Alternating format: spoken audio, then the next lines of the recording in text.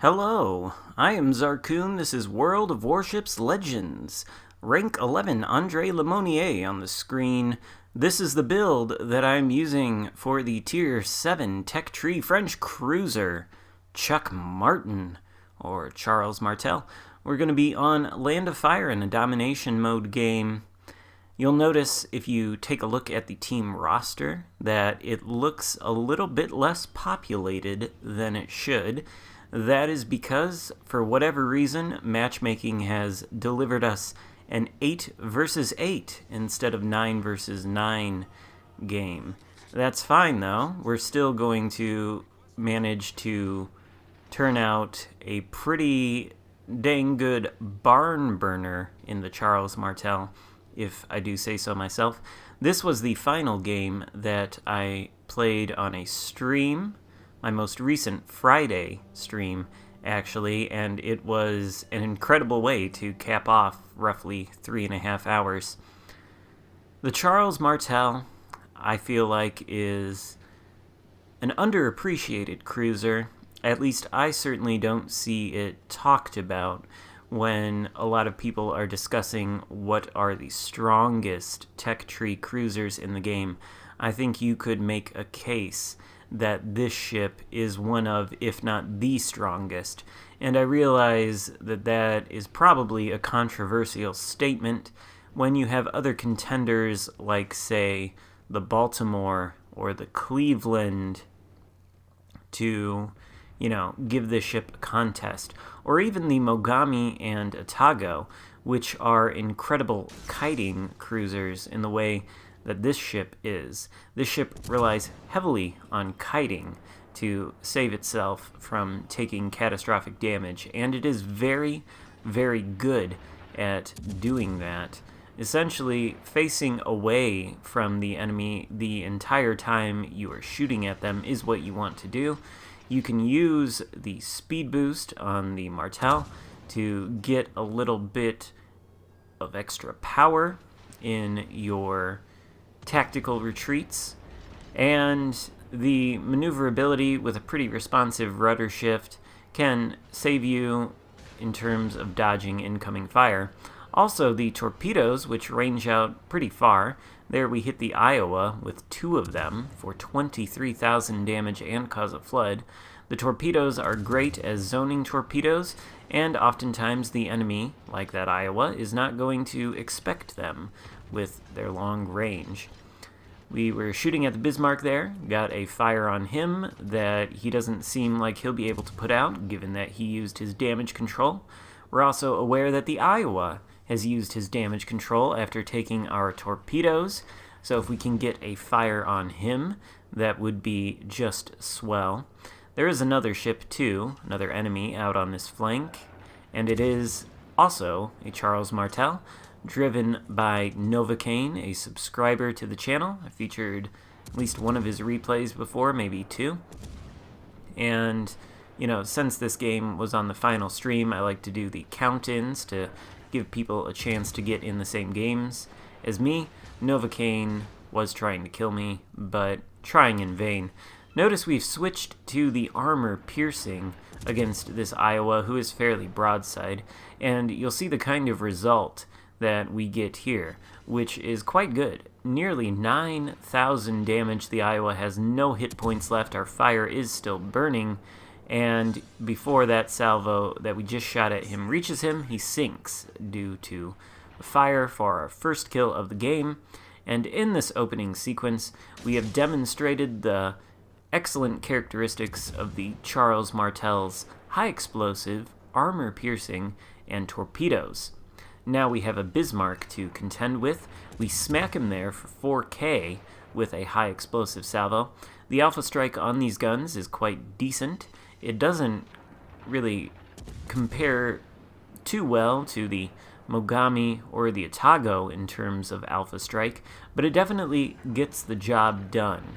And its high explosive, or rather armor piercing alpha strike, I think, feels like it rivals even the Baltimore, and we're going to see another excellent armor-piercing salvo before this game is over. Switching to AP against the Bismarck, the results are not going to be quite as good, possibly due to our aim, possibly due to a slight angle on the Bismarck's part. But the friendly Roma takes out the Bismarck, leaving only the enemy Charles Martel on this flank in terms of red ships for us to deal with. But since he is not inside of the Charlie cap, we're not going to worry too much about him. The enemy have flipped Bravo in the center. We do have a blue ship on Alpha, but it doesn't seem like he has a lot of support, given the rest of our team are sort of clustered behind a couple islands south of both the Bravo and Alpha cap, and they're really not in what I think is probably a good position to support that guy trying to take Alpha. So the Reds are entering it now, and we have every reason to assume that they will win that contest and flip the Alpha cap, which will give them a 2-point advantage. And despite the fact that they are down on ships and down on points, that is probably going to change very soon. We've exercised some patience here, waiting for our opportune moment to strike as Novocaine turns broadside, and there we hit him for what I think was 18 or 19k, 3 citadels, nearly taking him out at pretty long range. So you can see the punching power of this armor piercing against enemy cruisers. You do not want to give broadside to the Charles Martel. Doing so is a catastrophic mistake, as Novocaine has just found out. Although, was that really a mistake on his part? I don't know. He didn't know where I was, so kind of a surprise attack. But, patience and holding your fire can be a virtue in a cruiser, especially since the Charles Martel does not have the same robust armor as some other Tier 7 tech tree cruisers. I'm thinking the Baltimore or the Hipper, which both have 27 millimeters of armor and therefore can withstand 15-inch battleship caliber armor piercing by bouncing it or shattering it off the bow. Charles Martel cannot do that, which is why it relies so much on its maneuverability and kiting. And also, the Charles Martel does have something over the Baltimore and the Hipper, and that is in its rate of fire. Same caliber guns, 203 millimeters, but as you can see, these guns can reload in just over 8 seconds. The same cannot be said of the Hipper and the Baltimore, which I think the best you can eke out of those reloads is something like 10 or 11 seconds. And those couple of extra seconds do make a pretty hefty difference in terms of damage per minute output. Turpit's out there on very low health. He's broadside to us, so we are firing the armor piercing. We're not getting exactly what we'd like to get. Perhaps our shells are aimed a little bit too low. They're hitting his side armor and shattering rather than penetrating the superstructure, which is what we want. The Turpitz has responded to us with a salvo from his rear guns, but only a single shell hits, and it looks like it does some over-penetration damage. And, by the way, my prediction was correct. Now it is 2 versus 3. The enemy has secured 2 of the capture points, and they are ahead of us on points, despite us maintaining our ship lead. The remaining enemies are a Grosse Kurfürst and a Udachi. We've done 123,000 damage so far, and we are in the process of flipping Bravo, which is exactly what we need to do, just in case this Grosse Kurfürst is able to take out any of the remaining ships here. We've only got a cruiser that is shooting at him from longer range. He's shooting back at the cruiser. As soon as he fires that salvo, we unleash ours.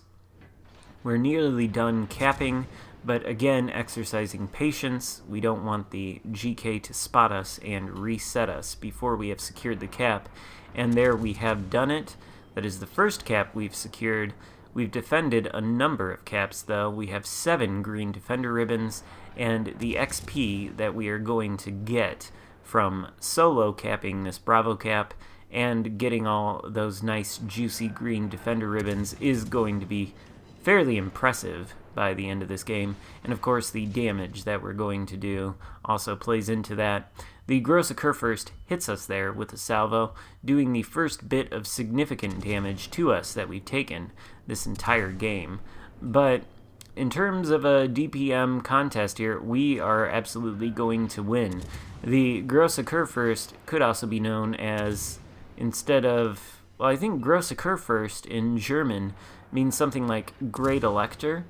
I think you could change that to Great Damage Sponge, because that's how we're treating this particular GK out there. We've lit a number of fires on him. He's very susceptible to those. His superstructure, very big, lots of hit points allocated to it, and we are just chewing those off of him as best we can. The only problem is time is ticking away on the clock. We are under the 5-minute mark. This GK is going to go down, but it may still take a while, and there is still an unaccounted for enemy destroyer, the Udachi, wandering around. So that's sort of who we're thinking about right now as we deal damage to this GK. The key to winning this game will be destroying that Udachi. Another fire there on the GK, bringing our damage total up to 166,000 damage. Looks like the GK puts out the fire, though, and unfortunately now we don't have a shot on him. We are heading on the map toward the Udachi's last known location, trying to hunt him down. That is a little bit tricky, of course, because the Charles Martel is not equipped with the radar consumable, but it does have sonar, and we have not yet used the sonar this game.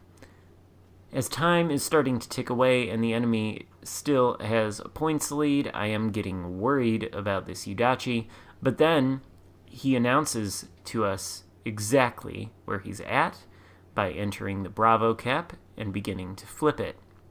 Now that I know his location is confirmed, I am making a hard turn, turning around, locking the guns to the starboard side of the ship. By the way, if you guys don't use the gun lock, I highly recommend using it, especially for situations like this. Making a turn, locking your guns to one side, not having to really worry about their position as they travel to your desired location. Obviously, it's an optional thing. Lots of great players don't use the gun lock, but I think it's very helpful. Now we're spotted by the Udachi. Our sonar has a fairly long duration, so we are going to start using that now, because we're pretty sure the Udachi might try to launch torpedoes at us. There, of course, is a salvo he's launched at our teammates over there. No telling if they are going to have the range to actually hit those guys. Doesn't look like it, since they sort of peter out there. Don't know if he's using the Screamer torps or the more long-range Kagero-style torps. In any case, we're hoping he's still in this Bravo cap here, but he does lose sight of us. He is still in the Bravo cap, though, and we didn't notice, of course, but there is a smoke screen there to our left.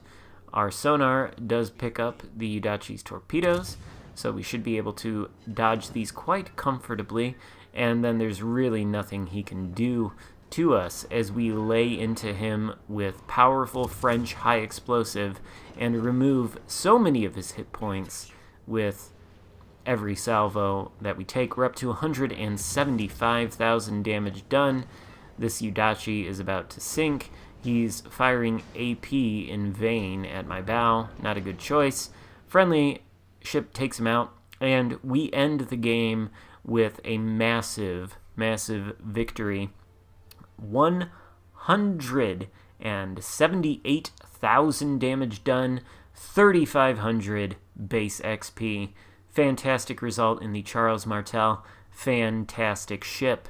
Hope you enjoyed it. If so, give it a thumbs up and consider subscribing if you haven't already. Thank you so much for watching. I will see you next time. Goodbye.